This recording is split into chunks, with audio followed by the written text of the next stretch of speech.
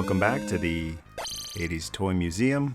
I am your friendly neighborhood man with an hour, man with Patreon power. Check out patreon.com/MichaelMercy. We just hit 200 Patreon exclusives, celebrating by talking to one of the OGs, or OPs, of the Patreon tribe. And the figures I'm taking a look at today are Battletoads. This is a big piece of unfinished business for me. I was a big fan of the original NES video game that came out in 1991, and then the Super Nintendo game came out in 1993. I didn't even know that there was an arcade game. It came out in 94. We never got it at Zappers in downtown Kitchener. But I recently discovered it and just put up a playthrough on the channel. And a lot of the accessories that you're going to see today are in that video game. So the reason this is unfinished business for me is that we never got Battletoads toys back in the 90s when the game first came out, except for some like bendy figures, which sucked. There were never any really like posable action figures. So thanks to Premium DNA, there's a whole new line of figures out. They're available at Big Bad Toy Store. I gotta warn you though, they're not cheap. They run at a premium price. The company is well named, so they're gonna have to be pretty special to you in order to justify the price. And they're very special to me. I love Battletoads. I'm a big Turtles fan too. Got some reissue carded Turtles down there, and got a whole shelf of vintage Turtles down there. I'm going to be grabbing a few of them to compare with these, namely the more modern, bigger Turtles, to see if they scale properly with this. I'm thinking once these are all opened and reviewed, I'm going to put them down on that shelf down there with the Turtles, because I think they go hand in hand. The tone is very, very similar. I always thought the Battletoads were cooler than the Turtles, though. Despite the Turtles having some really lethal ninja weapons, katana blade, sai, nunchaku, these guys always seem more, if you're watching with kids, cover their ears, tuchas. They're more tuchas than the Turtles were, and it's mainly because of the video game. They really laid the hurt down on the bad guys in the video game, and the box shows some of the graphics from that arcade game that I just did the playthrough with. The plow. This was shocking. So never having played the arcade game, the first time I see this thing, I could not believe. I just figured it was like a melee weapon, but he mounts the enemy on the ground and does some dental work, let's just say. And then the big fist, which was in the NES game and the Super Nintendo game. And here's a shot of everything that's available. So one of the reasons I was holding off on getting these for so long is because I want the three of them. There's Rash, Zits are out now, along with some of the baddies that you can pound on. Look at the size of this huge thing. And then even that is pretty big too. But I wanted all three, and I thought, well, if they never make Pimple, what's the point of having these two guys? But sometimes you can roll the dice, and sometimes you can't. And this being a smaller company, probably a smaller run, I didn't want to take the chance of these getting sold out and then never making more. It's not so much an issue with Mattel or Hasbro. They usually make more. But with a smaller company like this, even Super 7 keeps making more. Whenever their stuff sells out, it seems like they just make more. But with this company, I thought, well, I don't want Pimple to come out and then Rash and Zits are sold out, so that's why I grabbed these guys, and fingers crossed. It's hard to do with the Ring of Barahir, but fingers crossed that they'll make Pimple eventually. Here's Rash, got the big boot. This is another shocking weapon, the axe. Lots of decapitations in that playthrough. It's violent, but it's goofy, it's zany, it's bonkers. Playing that game, I was shocked at how much violence is in there, and there's blood in it, but it's so goofy, cartoon blood. It's just more absurd than violent. So that was a blast to play. There is another version of Zits too. There was a convention exclusive So he's a little bit different color. He comes in like a video game, NES box style. And this is very similar to Super 7. This is my first DNA premium DNA, sorry, figure. But this is all looking very similar to the effort that, oh, there I am. Hi, folks. That Super 7 does in their packaging. It's hard to see in there, but there's a Battletoads symbol in the back there. And I thought these guys were going to be the same size, but they're actually different. Rash is smaller. I guess Rash is the smallest of the three. They look about the same. We'll get them side by side. Maybe it's just that Zits comes with more stuff. Look at the size of this plow on the back here. And holy smokes. And zoom out as much as I possibly can here. I'm having a blast. I'm yapping a lot. Sorry if you prefer to just look at toy reviews instead of listen. I got some silent interlude videos where I don't say a word. Go back and watch those. But the game was always super fun for me, and it looks like the toys are going to be super fun too. And here's the plow. Not having read any instructions, it looks like it's pretty straightforward. You just pop this one end in, sort of. Oh, there we go. The one end went in easily. And then you got these kind of fragile looking posts on the other end. That's where the hands go, so you can do the plow. That's fantastic. This is awesome. This is truly unfinished business for me. I've wanted these exact Battletoads figures for such a long time, since '91.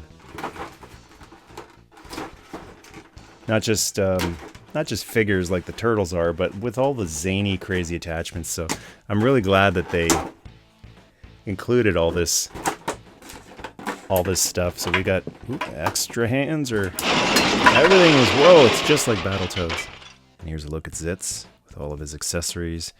Got the humongous oversized fist with the spike knuckles on it. A couple of different hands. Got kind of grabbing hands. Hands that are sort of at rest or holding something. The drill. And the giant. That's awesome. That's awesome. Before I start swapping parts out here, let's take a look at the figure first. And just see how it is. Oh, that is neat. I think the classified figures have that little kind of drop down hip. I'm just kind of looking at looseness or tightness. It's pretty good. This leg is a tad on the loose side, but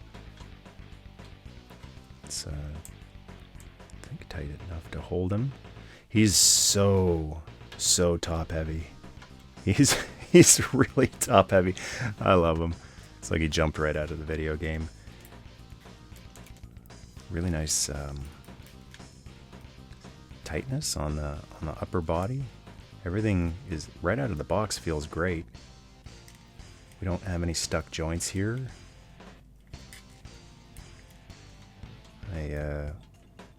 I was expecting pretty much a Super 7 level of quality of figure. Feels about like that. The plastic quality actually feels pretty nice, a lot nicer than classified. A lot nicer. It doesn't feel as gummy as classified. It's got a little bend to it. Well, a little bend, but yeah, I like this style a little bit more than the classified. I understand classified is mass-produced and intended for children as well as adult collectors. Maybe a little more for children than this guy is intended. But I like the feel of it, the sturdiness of it. if he's going to be doing a kick, I'd like to see a little more sturdiness in that leg. Oh, we got a lot of balancing options here. So I just did a video on Patreon. It was an exclusive. It's one of the bonus features, special features of the new Masters of the Universe. Oh, there we go. Video that I'm doing, and in that bonus feature I showed off how much time it can take sometimes to balance this stuff. I was balancing Skeletor up on the shoulders of Remco Road Warrior Animal to have Hawk come off and deliver the Doomsday device, and it takes a long time sometimes. So balancing this guy, not impossible, but not super sturdy. I gotta say, I'm extremely impressed that he's able to do this with how freaking top heavy he is. This is really, really impressive. He is, the legs, he's got frog's legs, or toad legs. So the fact that he can do that is actually really impressive. This is part of the fun of playing, futzing with toys as an adult. Getting them into different poses for photography or for videos. Look at that. That wasn't too hard. Okay, for articulation range, I don't really ever worry too much about this, but for those who are curious, got good ankle pivot here in the... Wow. Could do the Von Damme right there. Look at that. Holy smokes. I wasn't expecting... Like I said, I was expecting something comparable to Super 7 figure, which the posability on those is awful. Let's just be honest, they're awful. They're more for look than for posing. I wish they would upgrade from the old Masters of the Universe Classics bodies, but they're sticking with it. But look at this. This is incredible. It's really impressive. I was not expecting that at all. When I saw the price for these, I went, ouch. But it's starting to make more sense to me with everything they put in there. These are separate pieces too, the knee pads, so that they actually support the knee a little bit more, I think. The knee pads kind of give him more stability in his knees. He's also got a belt. I don't know how removable it is. I guess you could shimmy it down all the way if you wanted to. It looks like some kind of shells or bombs or something. And then he's got some really awesome range in it. Look at this. Wow. Yeah, I'm super impressed. I was not expecting all of this posability from a Battletoad figure, of all things. That's really cool. So this is gonna be a one to have a lot of fun posing for you 90s Battletoads fans. It's got this ab crunch too. This is pretty limited, the ab crunch, but who cares? I hardly ever care about the ab crunch. That hip is kind of given out a little bit. That seems to be the biggest issue with this particular figure. It might not all be like that. All right, now that I've played around with them, let's see if I break them swapping parts out. It's always a good idea to take a hairdryer to them before doing this. I'm going to give this a shot and see if I can get away with this without using the hairdryer. Because ideally, these things shouldn't need a hairdryer. They should be engineered to just be able to swap things out. But things happen in the factory that weren't on the drawing board. Oh, well, that was super easy. And talking about going the extra mile, so the little post is in there. Usually when you pop a head off a figure, the post stays in there and you pop the new head on, but they got an extra post in there. Little touch, but little things like that say to me, this was designed by a collector, and they are doing things that they want to see in figures. So I like that. There's the new head. So smiling head and open mouth head. I guess if you want to differentiate him from Rash. A little on the loose side, but a little bit of crazy glue. Tighten that right up, and now for the hands. Again, easy, super easy. Too many years of dealing with super fragile, stiff toys. This is fantastic.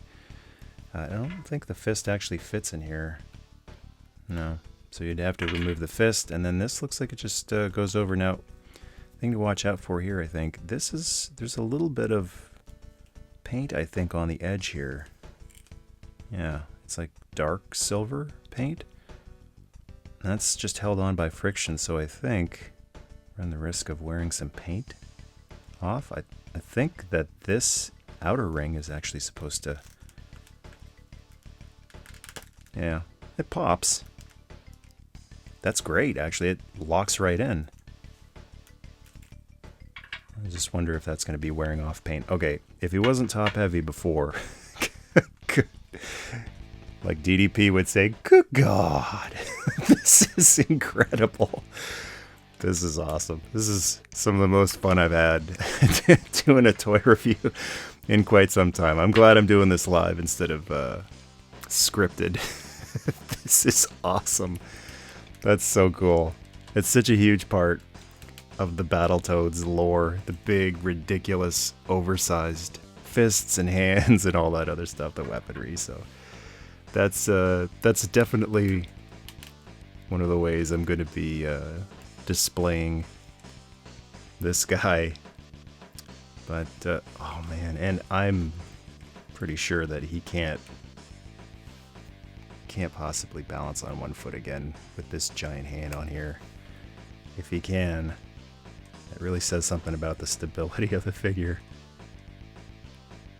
Wow. He's thinking about it. This is unbelievable. Wow. Yeah. As each minute goes by, I'm starting to understand that price tag a little bit more. This is, no toy is really a must-have, but if you're a big, hardcore Battletoads fan, I think you're going to get a huge kick out of this guy. No paint wear yet, but I think you do that enough times, that's probably going to be an issue. So that's too bad, but worth it. I mean, that's a really cool accessory. Pop the other fist off. Look at that, both of them. Usually, when I got luck with one, I don't have luck with the other. But that one works fine. This looks like the same type of attachment. So I guess this can go on either hand that you want. Let's pop in one of his spare hands here. I can't believe how easy that is. This is actually one of the best hand peg attachments I've seen on any figure ever. It's like a multiple, can you hear that? Multiple clicking. It's like 3 clicks to lock it securely into place. I'm gonna wear it right out doing it over and over again, but it's the price of doing a review. And then this one, yeah, it's the exact same thing. So you just feed it over top of the outer ring on his glove. And I don't know if this is ambidextrous. That takes quite a bit of force, actually. I'll try it on the other hand.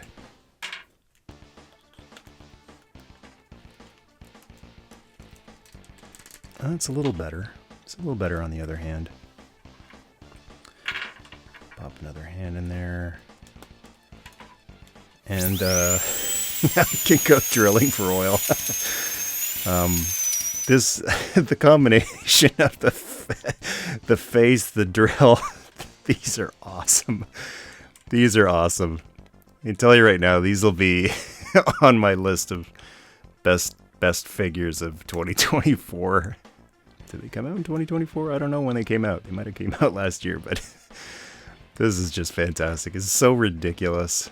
It's so absurd. I guess you could, if you could get the drill on the other hand, you could have both, but I think that's a little overkill. That's a fantastic look right there, the drill. And then the final attachment. You know what? It's worth it. I don't even care. If the paint comes off on there, the fun outweighs the nitpickiness of paint wear, although I'm not really OCD when it comes to paint. And the plow. Oh man. This is crazy. So I was originally thinking, why would you do this? Why would you spend so much plastic and increase the cost of the figure? It's such a huge, ridiculous accessory. But just to see the accessory is actually bigger than the guy himself. Now this, if any of these are going to be an issue, I think it's going to be the plow, because this feels more rigid than the others. Oh, it's going in there. Pan the camera up a little bit. Yeah, there we go. That's taken quite a lot more force than the other accessories. So I will say that the plow is not as fun and easy as the other accessories to put on. We also have an issue I'm spotting here. The arms can't go together. Like, he can't two-hand a sword or a gun or anything like that, and there's a lot of stretching that's required here in order to get the plow on. The arms, no, that's going to be an issue right there. I don't know if I'm hearing cracking here, but there just is not enough range in the hands to make this go smoothly. And more force, different types of plastic. That's more like a normal action figure of having to be careful not to break something. But there's the plow. Now he can, let's grab some villains. Now you can have Zits plow out the trash. Really nice detailing on it too. There's all this rust type of paint and metallic wear and tear on it. It's humongous. It eats up tons of space. It's kind of neat, but I think the drill and the fist are a lot cooler. Now that I've tried it out, I wouldn't have included it. I would have skipped it to try to keep the cost down a little bit, but there you go. Big, giant, ridiculous plow that you'd be really careful with when removing. So that's Zits, warts and all. Not many warts, maybe just the plow. And next up is Rash. I guess he's kind of the Michelangelo of the team with the cool shades. Got a ton of accessories too. I'm just so glad one of these included a big boot. This is one of the most hilarious parts of the old video game, when you knock a guy down and then you boot him right off the screen. And the big axe foot. I guess we'll see if it works on the hands too, but spiked mace ball. Giant hand, I guess, for chopping. This is cool. It's kind of like a spring design to it. It's got a little bit of spring to it as well. Beautiful paint job on it too. Went all out with this. Whole bunch of swappable hands too. And the figure himself. I'm curious if the hands are just remolds. Let's do a little comparison here. There's a Zits hand and a Rash hand.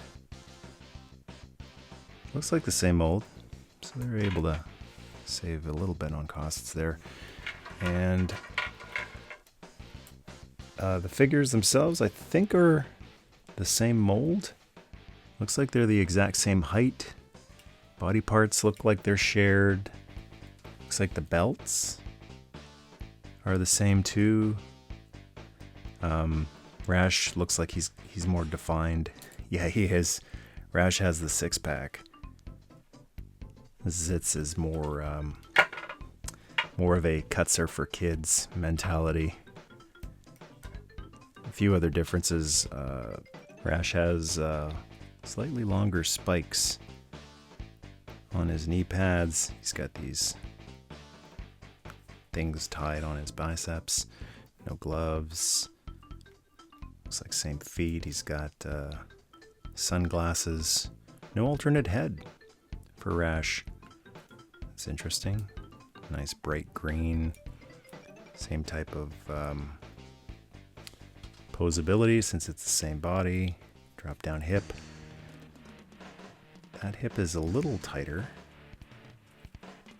than on Zits. Let's see if he's got the same stability. Yep.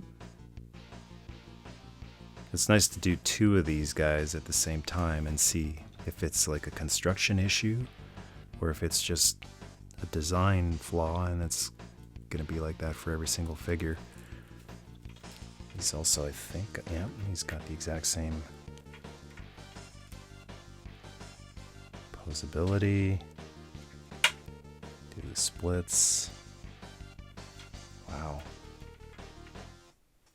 It's awesome. And let's swap out some of the body parts. So we're swapping out a foot for the first time here. That was easy too. Put the big boot on him. Oh, got an issue here. It's just not really popping in all that nicely. That hole looks like it might be a little too small for this post. It's taking a little more effort than the hand attachments did on Zits. Not really liking that.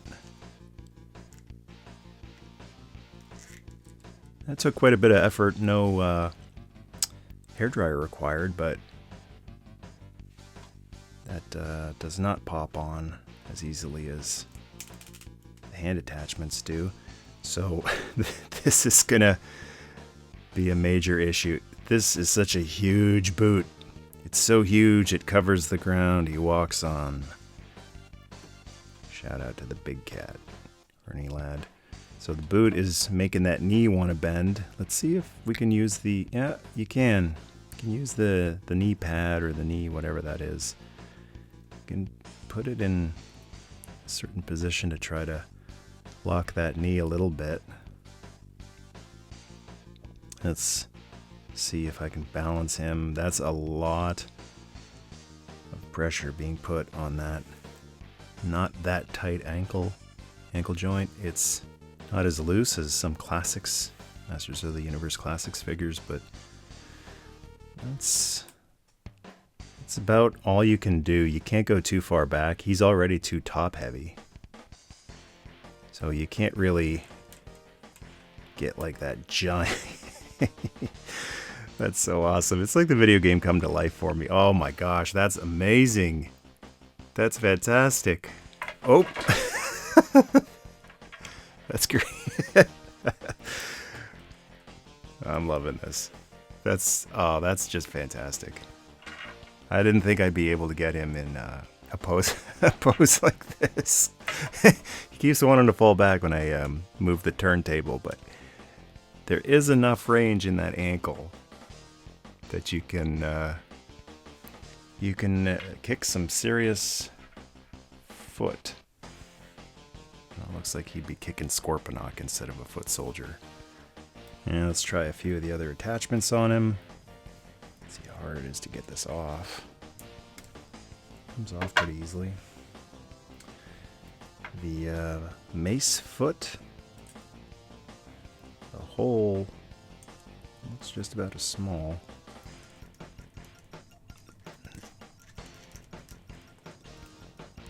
Same issue.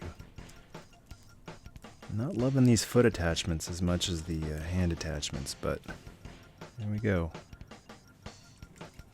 Got the spiked ball foot. Same issue as the boot. It's really heavy. That knee wants to bend. Be probably good if you had like a flying stand for him. Have him flying in midair. The great thing about the range in the legs, the splits, spread the legs out like he does in the video game when he's kicking. I'm just gonna grab a 12-inch figure stand here, give him some elevation. Now all I gotta do is just make sure he doesn't drop that leg.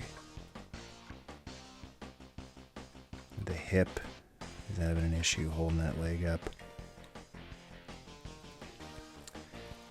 It's not the hip, it's the leg or the knee bending. And last accessory is the axe leg.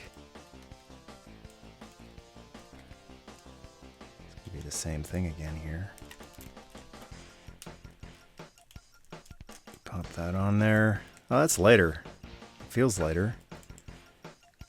You could have one of his fists supporting him, actually, like this. That'd make him a little more stable. That looks pretty cool. Twist that to however you want it. Cut through the competition. That's pretty cool. I'm wondering if this can go on his hand. Stick his foot back on. And well, there's no post in there. Doesn't look like that's actually compatible. There's no clip pop on like happens with Zits, and you can't just push it on and have it catch. It won't catch.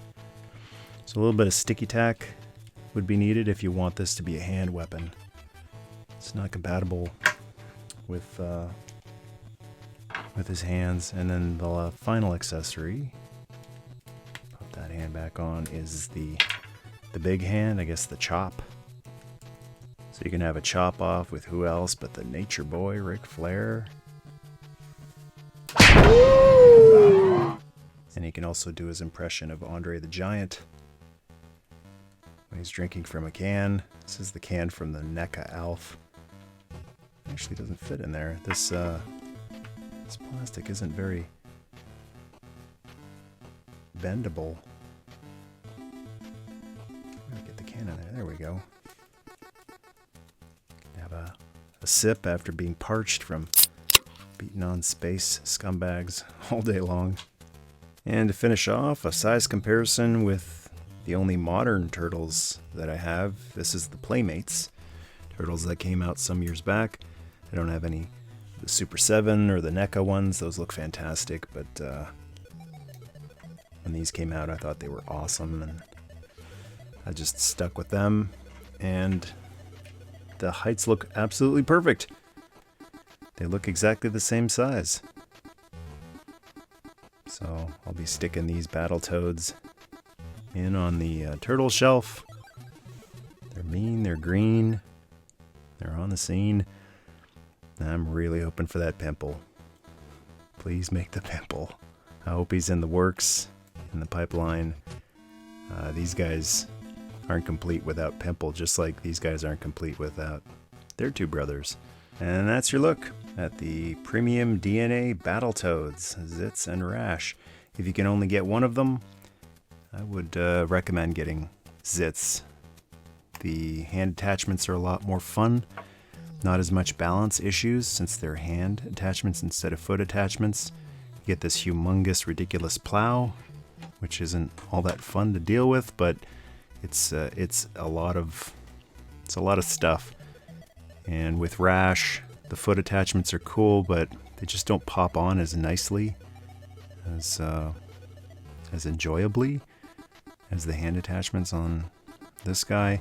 And you would need a stand for this guy unless you want to precariously pose him, and I don't know how long he would hold that one-footed pose either. So I just got, even on a stand here, he's having trouble because that foot is just so heavy. So he's really cool too, but just not quite as fun. A little more frustration mixed in with your fun. They are spectacular though. The Battletoads I've always wanted. So great job, Premium DNA, and let's get Pimple.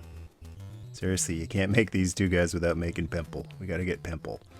Thanks for watching the video. Feel free to leave a Battletoads memory in the comments below. Hit that like button to give the video a spike. For exclusive videos, check out patreon.com/michaelmercy. And thank you to the entire Patreon tribe for supporting the channel, as well as everyone who's hit the join button to become a channel member. And to join the tribe, give a giant spike-soled boot to subscribe. Nerdmas Day.